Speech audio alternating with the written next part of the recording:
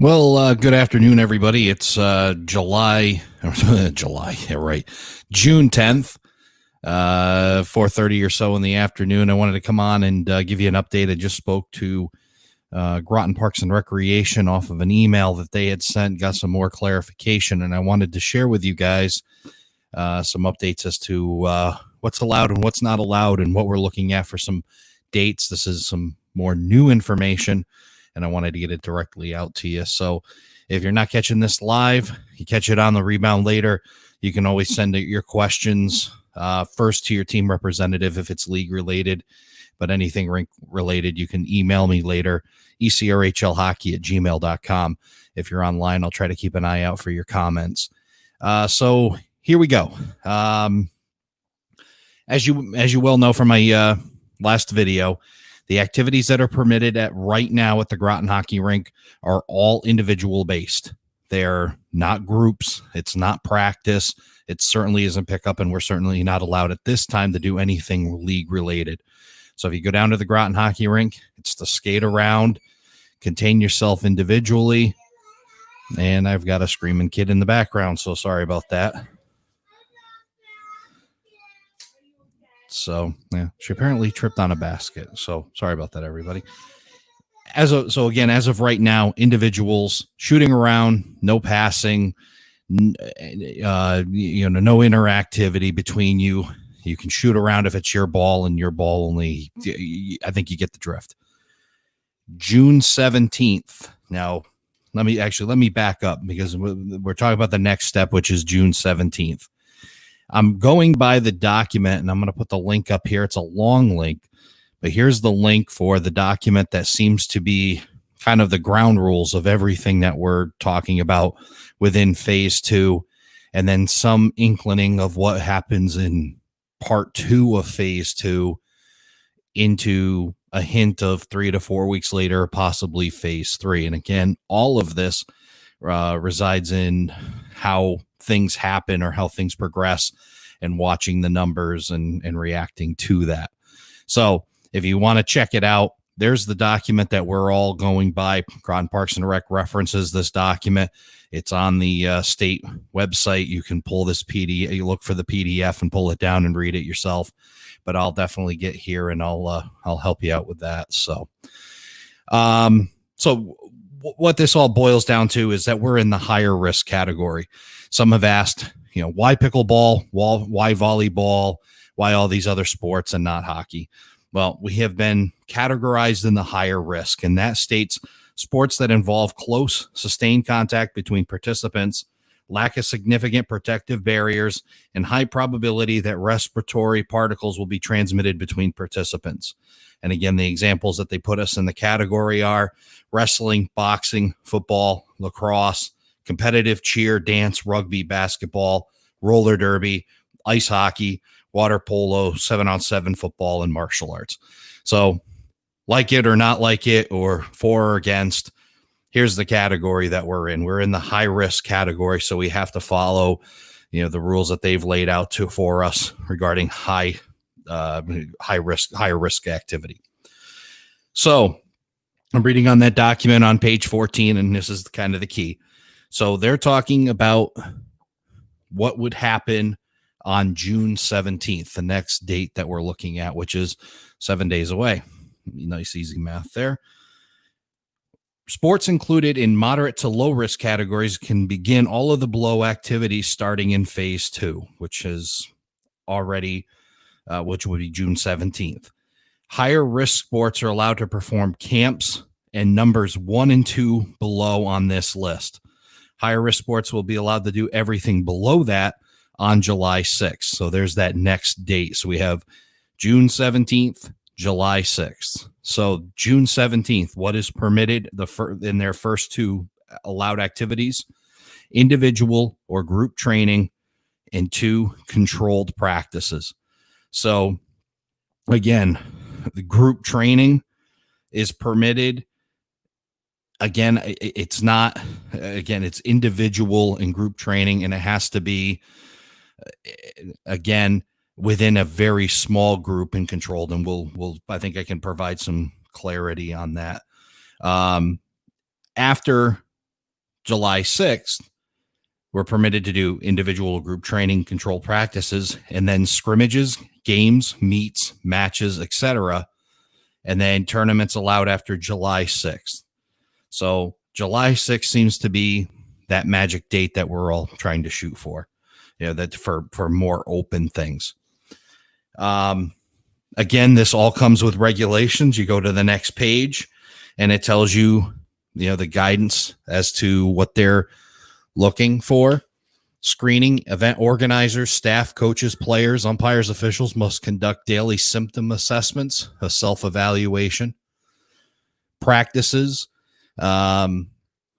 coaches should keep players in small groups at practice to allow for physical distancing. So again, within this rule of practice or group practices will be scheduled at least 15-minute buffer to prevent overlap of participants and allow for time to clean and disinfect commonly used surfaces, including but not limited to benches, dugouts, doorknobs, handles, indoors. Game balls need to be disinfected. You can't share equipment. I don't think any of us share whistles or anything of that nature anyway. That does include water bottles. Bring your own water bottles. No more communal water bottle. And then they want games. When we get to games under this stage, will be scheduled at least a 30-minute buffer to prevent overlap of participants. Start time should be staggered where no more than half of the complex is changing over any given time. Games may end in a draw if time expires. Consider adapting temporary rules to accommodate athlete safety. So pretty still restrictive even after July 6th as to some of the things that they're having done. No huddles, no handshakes, no fist bumps. Sportsmanship will be done by passing lines and just waving at each other from 6 feet apart. Dugouts, benches, and bleachers are allowed to be open only if they can thoroughly clean before and after use, and 6 feet of distance can be maintained. So that would mean that if we were to do something after July 6th, we would have to still go in and spray the bench down, probably with a bleach water mixture or a disinfectant in between uses. According to this, they want 30-minute buffer in between games. They still want you wearing a mask to and from the games. You don't have to wear it during the game. They're also mentioning something to the effect of dugouts, bleachers, and benches are allowed to open only if they can be thoroughly cleaned before and after use, and 6 feet of distance can be maintained. And I'm not, by reading that, it may sound like they want 6 feet of distance in between each player on the bench. That would not work for us because 6 feet is, tight in a bench scenario. So given all these rules, and the document goes on, there's a couple more pages talking about cleaning and disinfecting and sanitizing and all those other things. But again, so we're still trying to get clarification on July 6th and exactly how much this applies to us and how much is going to have to be done. If this is the case, and if it looks like exactly how the document lays out, there's a high probability that we won't be doing anything until the next phase, as far as league play. Pickup hockey, that's a different story.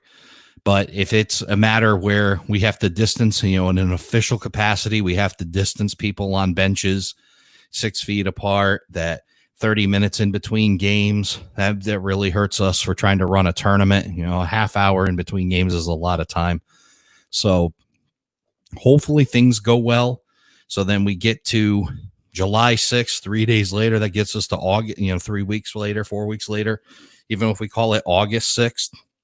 And we open things up even more, and maybe some of these restrictions come down, then we're looking in better shape for more tournaments and that kind of thing. So I'm not going to try to put this in stone. I just want to share with everybody where my mindset is, where Groton Parks and Rec's mindset is of sorts.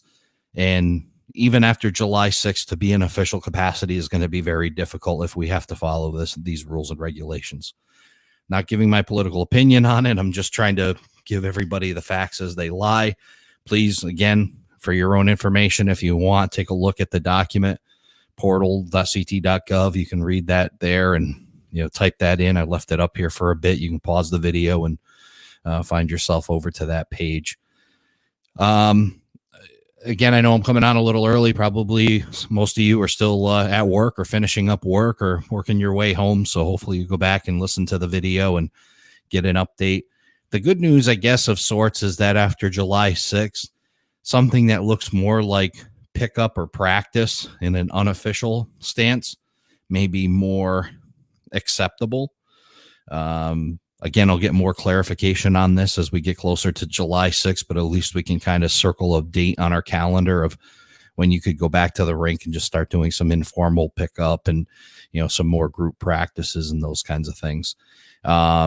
Even after June 17th, it's a little bit more, lenient as far as maybe some small groups, 2-3 people, that kind of thing. But again, we're just trying to do the right thing. We're trying to follow the rules as we always try to do and make sure that we're in compliance with this. And more importantly, we're trying to keep everybody safe. And there is reasons for these rules, and we'll do our best to comply to them and make sure that everybody is safe and playing hockey. So that's where we stand as of right now. I thank everybody for tuning in real quick to let me give you this quick update. I'm looking at least we're heading in the right direction. We're not pulling back where the rink is still locked up and whatnot. It's kind of painful that we just can't go back to playing hockey right now. That's for sure. But that's where we're at. And again, if you have any questions about what's going on or what's allowed, not allowed, I'll do my best to answer that for you. If you want to reach out to me at ECRHLhockey@gmail.com. If you disagree with all of these rules, I would recommend that you reach out to your local representative and let them know. That's about all I can tell you on that. So for now, hope everybody's safe. Hey, by the way, we could use a couple guys to come down and help us on Sunday morning and get that rink or get that shed painted. I know we had a couple guys already step up, but a few more would definitely be a huge help. I know it's kind of a pain, but hey, it's a Sunday and get you outside, and it looks like it's going to be decent weather, and it'd be a huge help to me and a huge help to George. So if you can, please make some time, be a few hours. We'll clean the rink clean the shed out, get all the mess cleaned up from when they put the roof on it, put everything back in, get it reorganized. And when we hit the ground running, we'll be ready to go with a nice looking shed and a cleaned out inside and ready to hit the road. So again, if you can please spare a little bit of time, stop by on Sunday, give us a hand. It won't be too hard to work. We'll give you a paintbrush, slap some paint on. Again, any questions, shoot me an email at ECRHLhockey@gmail.com. Until next time, take care, everybody. See ya.